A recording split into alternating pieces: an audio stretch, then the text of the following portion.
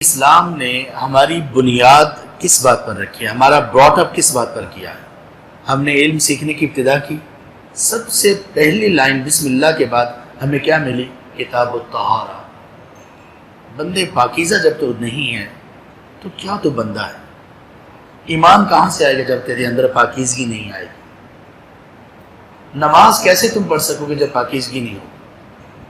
اسلام پر کیسے چل سکو گے جب پاکیزہ نہیں ہو؟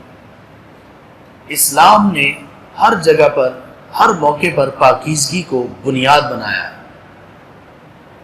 ایک مومن شخص کے کپڑے میلے کچیلے ہو سکتے ہیں، پیوند لگے ہوئے ہو سکتے ہیں، مرد ہو یا خاتون، ایک ہی سوٹ وہ بار بار پہنے یہ ہو سکتا ہے، بوسیدہ ہو جائیں کپڑے یہ ہو سکتے ہیں، لیکن کسی مومن مرد اور خاتون کے کپڑے پاک نہ ہوں یہ نہیں ہو سکتا، اور ناپاک کپڑے اس نے پہنے ہوئے ہیں یہ نہیں ہو سکتا۔ کتنا آسان ہے یہ کہنا، اور کتنی آسانی سے ہمارے اسلام کے بیٹے یہ کہہ دیتے ہیں کہ جب ان کو نماز کے لیے کہا جاتا ہے، بلایا جاتا ہے، تو وہ کہتے ہیں میرے کپڑے ٹھیک نہیں ہیں۔ اللہ اکبر، کیسے ممکن ہے تمہارے کپڑے ٹھیک نہ ہو؟ کیا کیا تم نے؟ ایسا کیا ہے کہ تمہارے کپڑے کیوں ٹھیک نہیں رہتے؟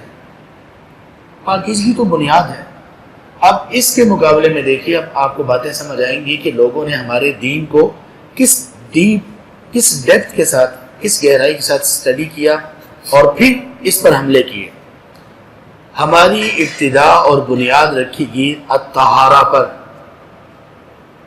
جبکہ لوگ، میڈیا، ہمارے دشمن، شیطان کے حواری پوری دنیا کو اور خاص طور پر مسلمان امہ کو کس بات پر، کس بنیاد پر کھڑا کر رہے ہیں؟